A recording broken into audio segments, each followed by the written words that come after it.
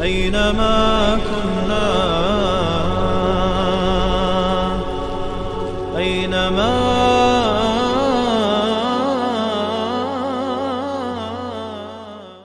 الله والحمد لله والصلاة والسلام على رسول الله. أما بعد، السلام عليكم ورحمة الله وبركاته. حدیث از ابو مسعود الانصاری رضی الله عنه روایت شده از شماره حدیث در کتاب بخاری 7159 می باشد. ابو مسعود الانصاری اول پیش از شرح حدیث سرگذشتی از حیاتی این صحابه رو می گذاریم که بسیار خوب است، بهترین می باشد. مایه فخر بزرگواری ایشان این است که وقتی که آیت صدقه نازل شد، پیامبر صلی الله علیه و سلم صحابگان را به امر کردند که تا صدقه بکنند در راه الله. عقبه ابن عمرو میگویند که ما به بازار میرفتیم، بار میکشیدیم و از مزد مهنت حلال برای الله، یعنی نصرت دین الله، ما صدقه میکردیم. ببینید صحابگان رو اگرچند که کم است صدقه میکردند، اما منافقین خود به خود میگفتند که این به مال کم الله نیاز ندارد، مسخره میکردند. شرح حدیث رو میپردازیم. میگویند که روزی به نزد پیامبر صلی الله علیه و سلم مردی آمد و پیامبر شکایت کرد، گفت ای رسول خدا، من هر روز در نماز بامداد دیر می آیم که به خاطر فلانچی که در نماز بسیار قرائت می کند.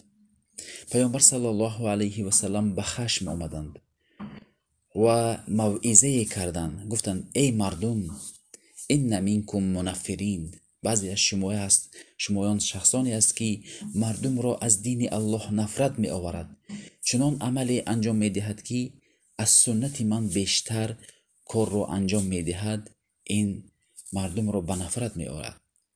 در حقیقت دهقان، شخصای کارگر، آنها روزانه کار می کنند و نمی توانند که نماز خفتن دور وقتی که امام دراز تلاوت بکند در حقیقت برای مردم مشقت می شود. پس پیامبر گفتند فایکم من صلی بالناس فلیجز، کدامی از شمایان اگر در امام باشد کوتاه بخواند و کامل بخواند، فان فیهم الکبیر والضعیف وذا الحاجه، زیرا در نماز مقتدی ها شخصایی که با شما نماز میخوانند و انسان های بزرگ و سالمند هستند و ضعیف هستند و ناتوان هستند و آنها ذو حاجت دارند. و اینچنین پیامبر صلی الله علیه و سلم در یک حدیث گفتند کدام شما اگر در خانه نماز بخوانید می توانید دراز بخوانید، اما و هنگامی که با مردم نماز میخوانید شما کوتاه بخوانید، زیرا مردم نیازهایشان گوناگون می باشد. بعضی شخصایی هستند که شتاب هستند، نمی توانند، مردم به مسجد نمی آیند. برای این شخصایی که کارگر هستند از شخصای تاجر فرق می کنند. وقتی که تاجر وقتهای بسیاری دارد، نباید یک شخص کارگر را به تقصیرش او را سرزنش بکند، زیرا کارگر از صبح تا بیگاه کار میکند، تاجر باشد بعضی حالتهای وقتهای فراغ دارد. برای همین پیامبر صلی الله علیه و سلم فقط نه در امور امامتی بلکه در همه حال پیامبر میگفتند که یسروا ولا تعسروا و بشروا ولا تنفروا، به مردم سخت نگیرید و مردم آسان بکنید و مردم را مژده بدهید و نفرت نآورید.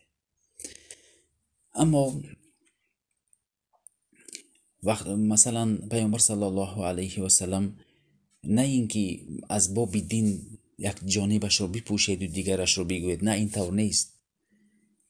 می شود که یک چیز رو مثلا مناسبتی در بعضی جشن ها کدام چیز رو باید سخن کرد، باید حکمت رو باید دانست و مکانهای مناسب رو دانسته، موضوعهای مناسب رو ماندن، این حکمت می باشد. این بود شرح مختصر این حدیث. السلام علیکم و رحمت الله و برکاته.